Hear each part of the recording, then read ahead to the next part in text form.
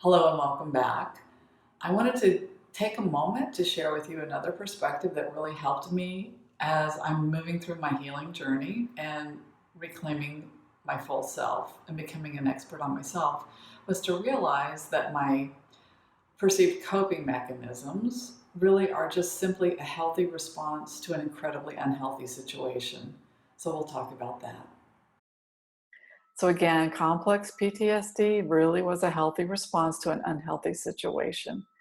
When we have severe stressors that are repetitive and prolonged, they involve some sort of harm or even abandonment by our caregivers, and they're happening at developmentally vulnerable times, or even in situations like prisoner of war. It is when you're at the mercy of someone over a long period of time. It starts changing your neurological and physiological responses.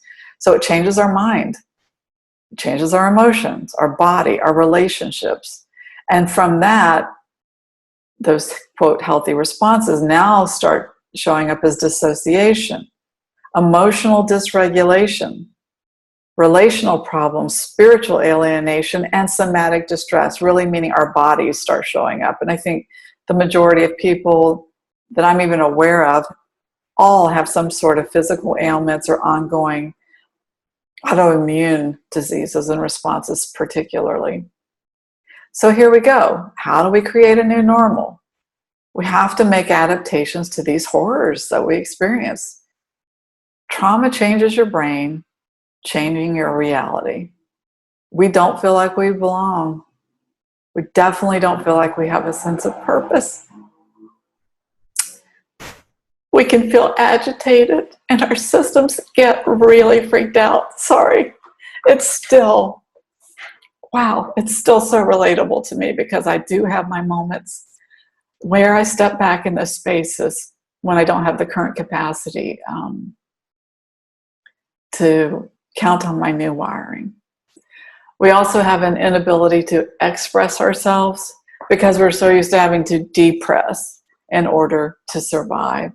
So in my opinion, you typically get two personality types: a very aggressive, acting out, angry personality, or you get someone very codependent, very internal, very much squashing self. And then you can have a combination of both depending on what you're facing. So again, let's take a moment to breathe.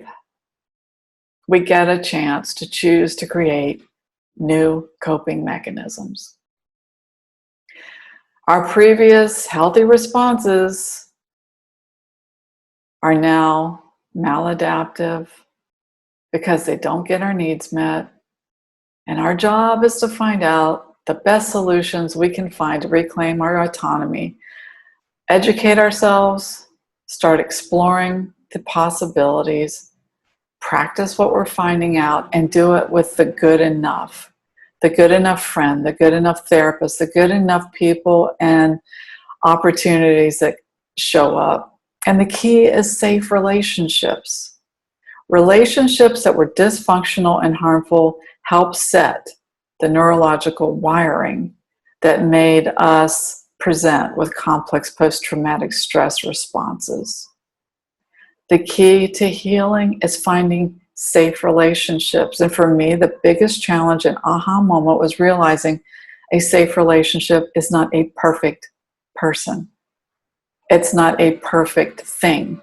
And I had to understand that perfection of what I had thrust upon me in order to be safe, acceptable, etc., is not realistic. So I have had to go on a journey to find what is a safe relationship to me. Let's create these effective actions. These actions and this practice is what is literally going to help us rewire our brains. And this is what a lot of the neurology and epigenetics and all these varieties and areas of science are starting to show us. The other thing that's so incredibly simple and immensely powerful is establishing boundaries. You know, there has to be a sense of self in order to have autonomy. Otherwise, we're just melded into everything and we don't understand what a boundary is. And then really looking at what does it mean to develop our resilience. So again, that's a lot to think about. It seems very simple, but once you start putting it into action, this is when we have to get gentle with ourselves and remember we always have choice. Choice to do it, choice not to do it, choice to step away from it, choice to step back into it. To recap here, really taking a moment to look at and appreciate our original responses were really healthy and protective responses. So I hope you're continuing to hear the things that I'm sharing and finding clues for yourself on what it means, what kind of work you need to do, what kind of research you want to do, how you want to educate yourself about your next steps, and slowly going through those things and being kind and gentle with yourself as you're becoming an expert on you and figuring out what it means to reclaim your autonomy.